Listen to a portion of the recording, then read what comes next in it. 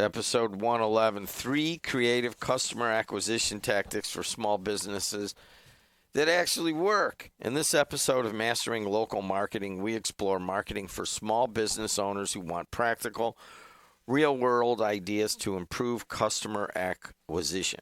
This episode focuses on how speed, human connection, and buyer psychology quietly influence purchasing decisions, and why small businesses that apply simple marketing strategies often outperform larger competitors.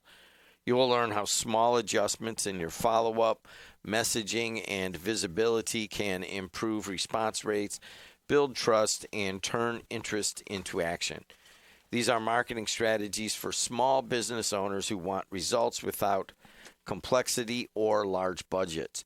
If you are looking for clear, actionable marketing tactics that help small businesses attract more customers and grow with confidence, this episode delivers ideas you can start using immediately. He's Matt Hansen. I'm Jim Deedlow. Hey, Matt. Hey. This is the Mastering Local Marketing podcast. You can get it at Apple, Spotify, wherever you get your podcasts.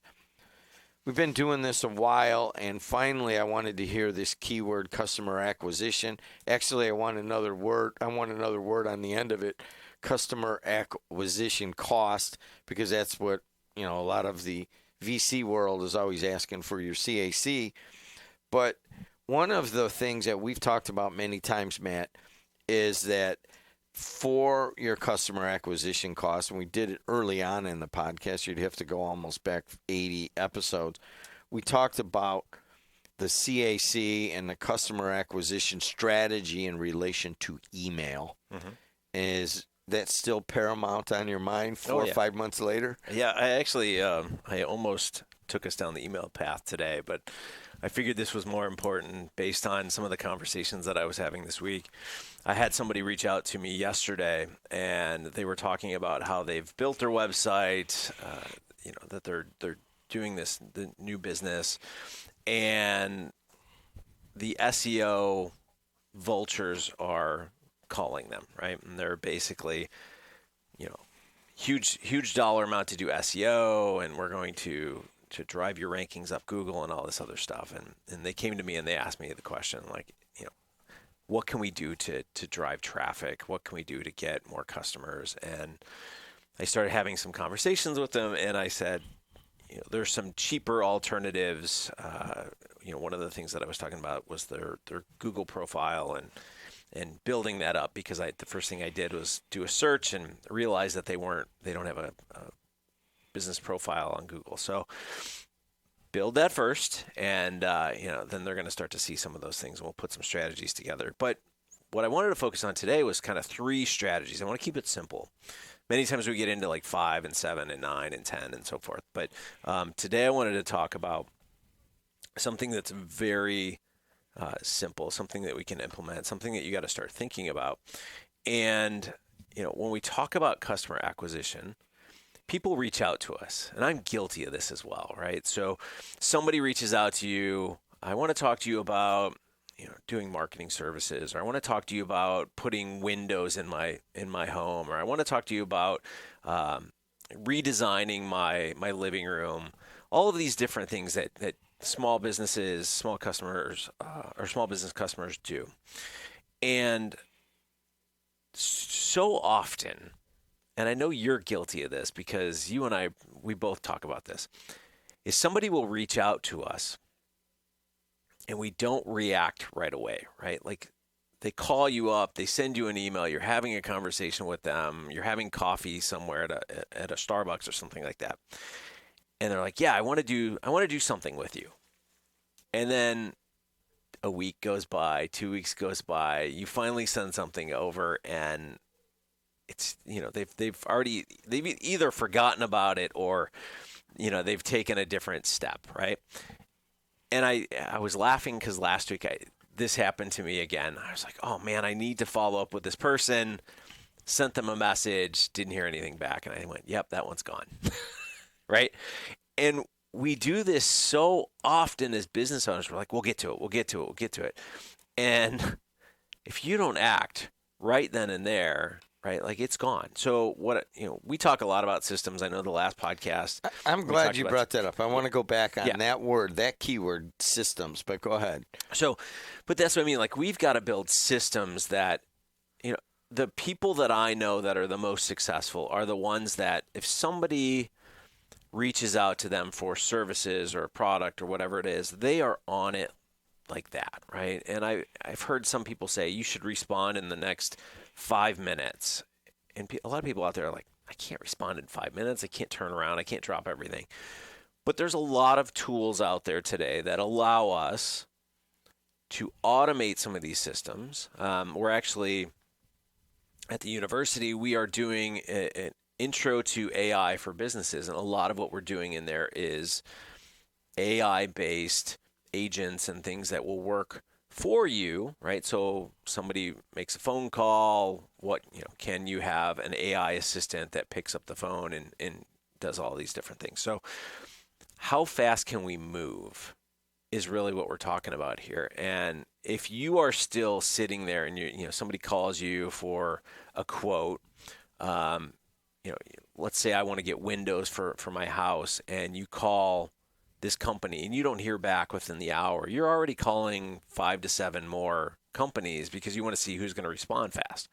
The one that picks up the phone is most likely going to get the sale.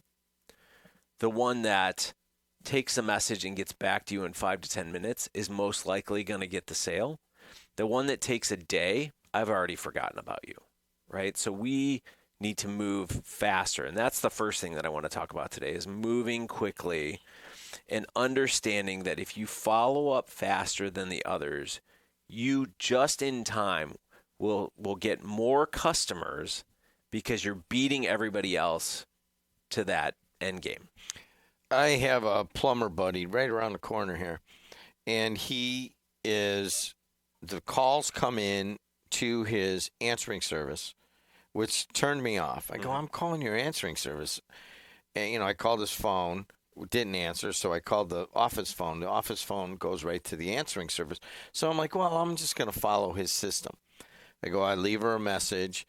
And he called me back within 5 minutes. Mm-hmm. He goes, it's just easier. He goes, some calls aren't really leads. They're just like a question, like, what do I do if the faucet is, it has a slight leak on it and they want to fix it themselves or something like that. So the answering service kind of filters. And, all right, this is a hot lead, goes to him. He stops his sump pump work, and he calls the person, hey, how are you? Didn't know it was me. He goes, oh, that's you. Well, why am I calling you right now? I got two hands in the sump pump. I go, well, I just want to see how it works. But he goes, yeah, I have to call people back right away because what you're going to happen is they're going to call me and then they're going to call the next guy and the next guy, and then they're done. Yeah, it could be 3 minutes by the time they found another one. So I get that, but that's his very rudimentary system. And so what I would like to maybe come back on customer acquisition is basically to get your philosophy for the small to medium-sized business in their marketing on systems themselves. Mm-hmm. What is your philosophy? Yeah, everyone asks me all the time. I mean, I kid you not, it's probably once a day. How do you do all the things you do? And what I tell everyone is it's a series of systems that I've developed through the years that automate a lot of the processes.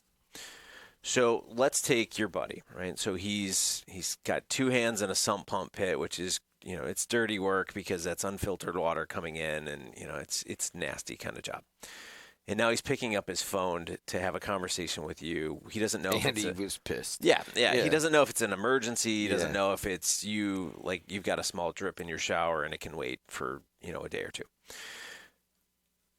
One of the best systems that I heard recently is how we're utilizing AI to build, I can go and build an AI agent that sounds just like me. It will answer the phone. It will ask you, is this an emergency or is this something that can be handled in the next few hours? The emergency triggers straight directly to his phone. No, it can wait a few hours, goes to a series of questions that they have to answer. And then what it does is it cross-references the calendar and says, okay, well, we have an opening on Thursday from 1 to 2 o'clock. Would you be available for that? Now think about that, right? Like, we've created a technology at this point that will take that off of your plate. So now he doesn't have to stop doing the sump pump, doesn't have to touch his phone with dirty hands and everything else. And his calendar is being populated with people that are calling in. They're getting the answers. They're hearing his voice. They know it's AI, but they're getting the answers along the way, right? So it's not an emergency, but I would like to get it fixed in the next 2 days. Okay, great to hear. What is it? Is water? Is there uncontrolled water? Is there, all these questions that a plumber would ask. And you get all of that information in there, and then they say, okay, here's the availabilities that we have in those next 2 days that you're looking for. Would you like to schedule an appointment? Yes. Okay. Would you like this one or this one? I will take the second one. Okay, we've got you down. Let me confirm. These are the things that you've told us. This is the calendar date that we are going to be there. We will follow up just to confirm that nothing has changed so he can call back, right? But now he's scheduling out all of this work without him having to stop and do anything. And a lot of people are probably sitting out there like, that seems like a lot of work, but it's not. Samino, are you listening to this part? We have a young graduating in a, I think, very short period of time here, or graduated. He just got his diploma. Okay. And I'm trying to teach them about systems. Oh, well, gosh, AI, it's a lot. I don't know. It gets rid of jobs. Not him, but others. That is the philosophy, exactly what I was talking about. The small to medium-sized business is probably often afraid of AI in certain things until they look at it that they already have all these systems in their business, right? Brandon has this thing where he does this kind of old school voicemail thing, but it works for him. He's on it right away. Mm-hmm. I guarantee that if this was presented to him, he understands systems long enough to say this isn't AI, this is an actual system, and AI is just part of it. Does that make sense? Yeah, no, without a doubt. I think that is the part that scares the small to medium-sized business. Oh, AI, I don't know how to use it. Well, you know how to use systems, right? Well, yeah, I do. I do it with, okay, this is just part of the system. That's all you're saying, correct? Right. So, your buddy, if he were to sit down tonight and tomorrow, right? He goes home, long day out doing plumbing work. Let's say he gets home at 6 o'clock, he eats some dinner, he sits down.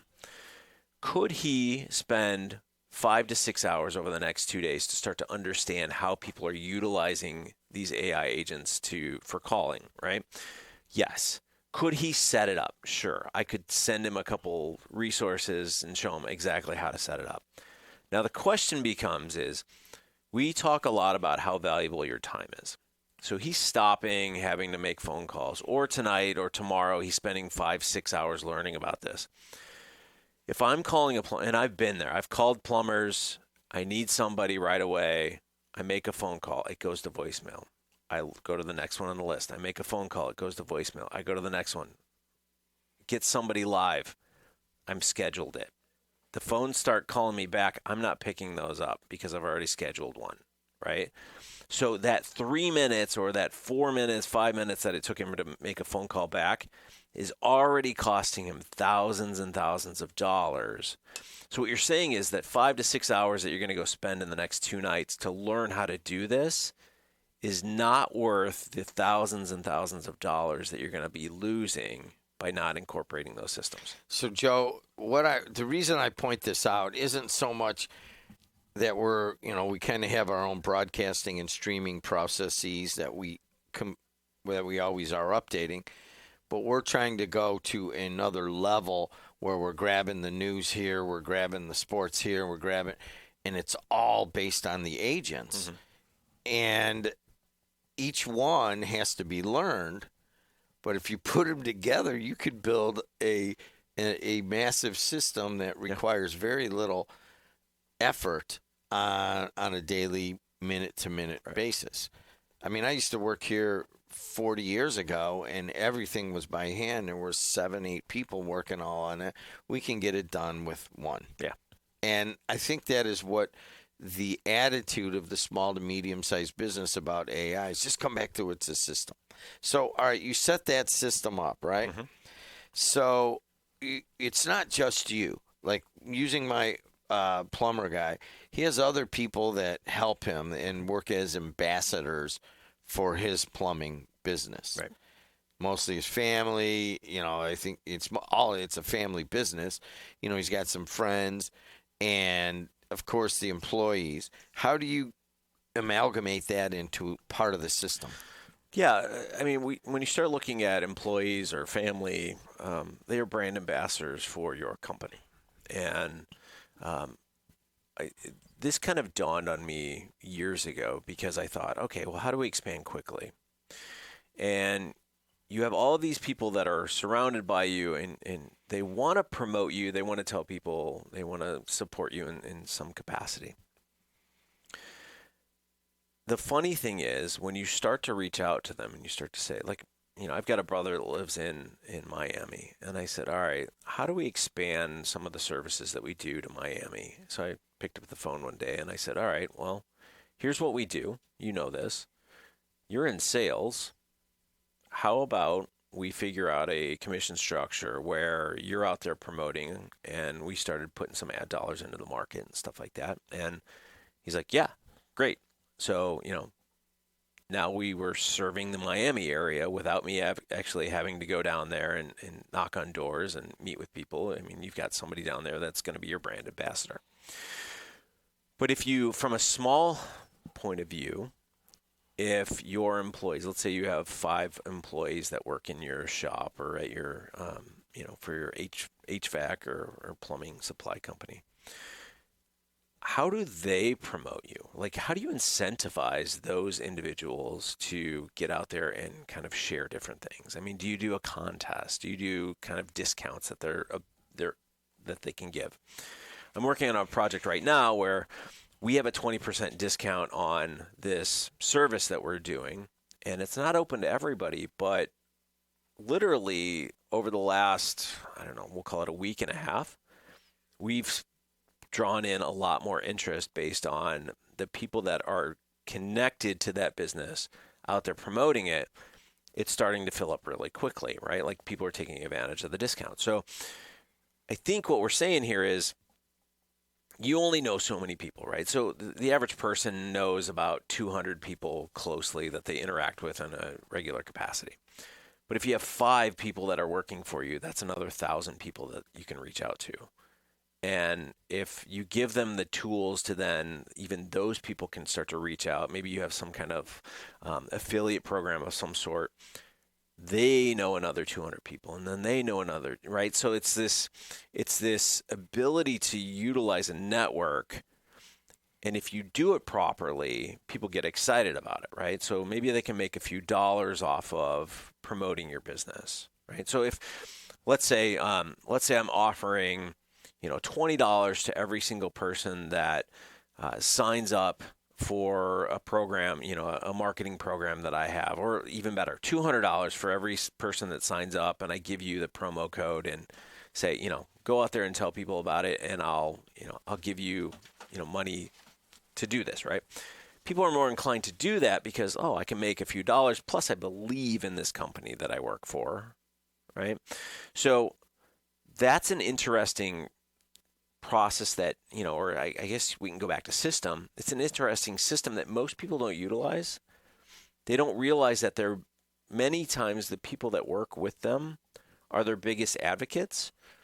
Now, I get it that there's going to be some bad ones, but you don't pull them into the program necessarily. But there are people that will sing your praises many, many times, right? So how do you get them on board? How do you work with them a little bit more to promote your business? And again, that's just another system that you have to put out there. You figure out what works best for you. If it's a discount, if it's, I remember back in the day, my dad used to sell home improvements, and every month they had a different contest, right? And the contest was the incentive, right? He was flying to Mexico and he was flying here and all these different places. And that was the incentive for them to get out there and do more, right? So in this idea, what we're saying here is connect your employees, your family, to make them kind of like micro ambassadors of your company, and utilize the networks that they have, because you're not going to be able to get in touch with every single one of those people. So we talked about systems, follow-up, the intake of leads, that kind of thing. And then you talk about using your existing framework of contacts, whatever it is, as micro ambassadors. So ultimately, you have to understand the purchase. Right. And there, I think, from your classes, I remember understanding the emotional and the physical purchasing part of the system. What do you have to say about that? So every time we buy something, we go through two different stages of it, right? So there's the emotional stage and there's the rational stage. So nobody is walking through a grocery store being rational, right? So we have our list, but probably 50% of what we buy is emotional, right? We see Oreos, we're like, oh, I want some Oreos. Or, there's a new product. Like we read about, there's a new pineapple that they've created. It's a pineapple and I think it's a crossbreed between a pineapple and a coconut. And it tastes like a pina colada. So, of course, we were going through Strax the other day, and I saw it, and it's a $5 pineapple. I'm like, well, I got to try this, right? It's a smaller pineapple. It's almost, you could tell like it's been crossbred between a coconut and pineapple, but it's taken them 2 or 3 years to do this. A pineapple takes a year just to grow, but it's taken them 2 or 3 years to actually get this to where it is.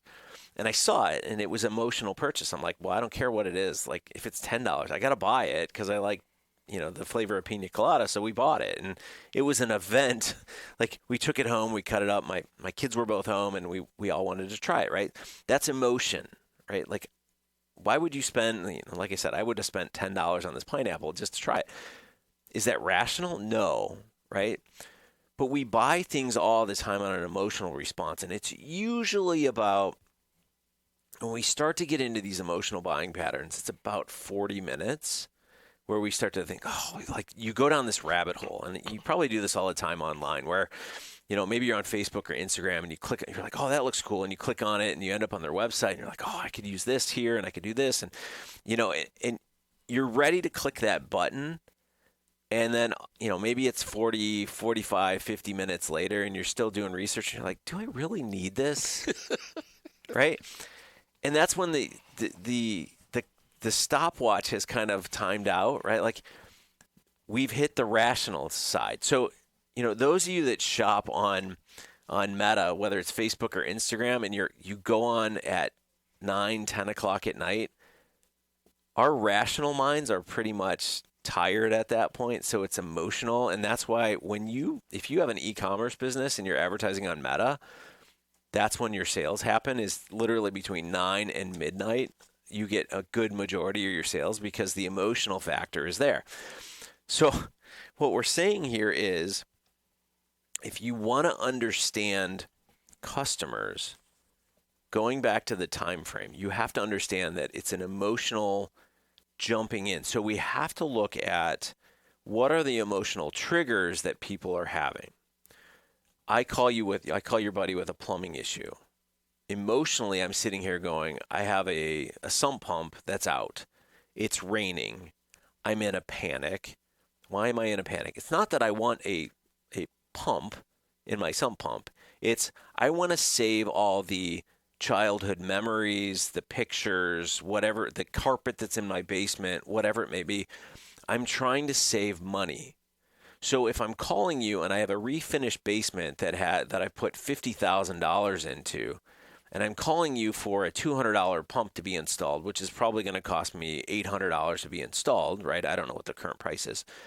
The current price on a good sump pump, I think, is actually around $220 to buy it. Right. And then it's probably a third of the cost. But if it's pouring outside and I call a plumber and I call 7 of them and one says I can come out right now, you'll pay $800. I will pay $800. I will pay $1,000. Put it in. I don't want I don't want it to flood.